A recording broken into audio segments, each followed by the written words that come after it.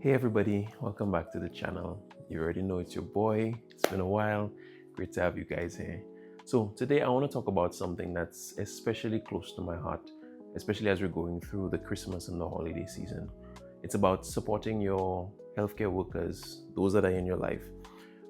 We all know that the holiday season is a time where many people, they slow down, they rest, they spend time with loved ones. But for those of us who are in healthcare, the reality can look a lot different. So today I want to share some insights into what the experience can be like during the season, how particularly tough it can be, and how you can offer some meaningful support to the healthcare workers that are in your life.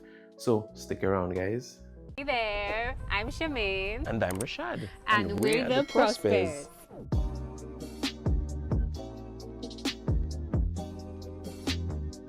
So, in understanding the unique challenges that the healthcare workers face during the holidays, let me start by first painting a picture of what the holiday season often looks like for a healthcare worker. The first thing is we have no guaranteed time off from work.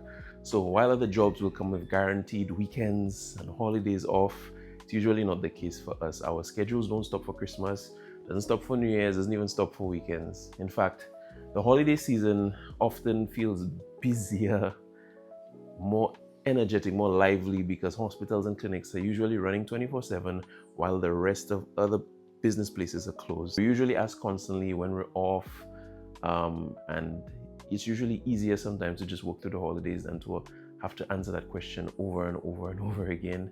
It's not because we don't want to spend time with loved ones, but because sometimes the emotional weight of disappointing people or trying to fit in with the holiday spirit when we're already drained, it can feel like too much. So that's just one of the realities that a lot of us we go through as healthcare workers during the season. Another thing is it's not always about the money. One of the most frustrating things that we can hear is, well, at least you're making extra money. Guys, trust me, it's not about the money. Most of us would gladly trade the extra shift, the extra money, for just some time to spend with family, to attend a friend's wedding, simply just to have a Christmas meal with our family, or simply just to follow a hobby that we love without having to squeeze it into a packed schedule. It can be very, very tough scheduling things in, and it's sad when your family becomes a sacrifice. I remember I saw a meme for Christmas where on one hand there's normal workers, government workers, that said that for this Christmas I'm gonna spend time with my people, and the other half is the healthcare workers that said I'm gonna take care of people. So that's sometimes how the reality is. And generally, when we walk into those doors during the holiday season, especially on the big holidays, New Year's, Christmas, we expect it to be empty because people are spending time with their family. But we get a lot of people who walk into the doors, unfortunately, there's some elderly family members that get abandoned during Christmas. Their family members will drop them off and just leave them in the emergency department, leave them in the hospitals. We also have to deal with the fact that things happen during Christmas. Things happen. You're cutting your Christmas ham, you get a cut in your hand. Guess what? That's not something that you could just put a bandage on. You come to the hospital, we give stitches. Before the Christmas season happens, there's usually always something involving a cow. I remember there was a guy that came in. He was trying to, I guess, prepare the cow to kill for Christmas for the meat, and then the cow ended up pulling him. The rope got stuck around his leg. The cow dragged him across, whatever. So it's. I mean, although I find it comical, it's usually just how we try to find entertainment during the season. When we look at our statuses and we look at everything, and everybody's spending time with their family, matching pajamas and everything, and we're working. Most of the times we get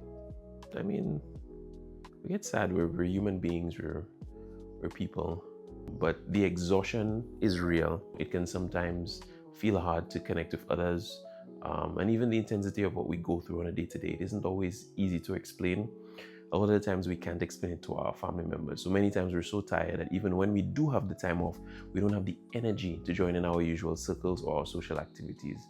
It's not that we don't want to be there, it's just that rest often takes priority. So how can you show support to your healthcare workers during this season? Number one, be genuinely interested in their well-being. Ask how they're doing. Don't just settle for a quick, I'm fine. Encourage them to share honestly. Sometimes all it takes is saying, I know things can be tough. How are you really holding up? Just giving them a listening ear, allowing them to offload. Sometimes it's difficult where The people who we have in our lives, they're not necessarily healthcare workers, so they don't relate to some of the experiences that we have. It's difficult to have to tell a mother that her 11-month-old, after doing multiple rounds of chest compressions, you have to call a time of death. These things are not easy. It's hard telling a child that just had their wedding or is planning for their wedding during the season or after the season that, hey, your mom that came in unresponsive and whatnot, she passed. Or somebody that you've had in the hospital for the past couple of days, they decompensated overnight and they're in a very critical condition.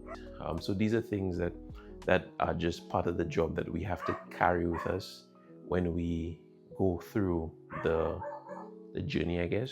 Another thing that you can do for them is you can pray for them and pray with them. Prayer is one of the most impactful things that we can do.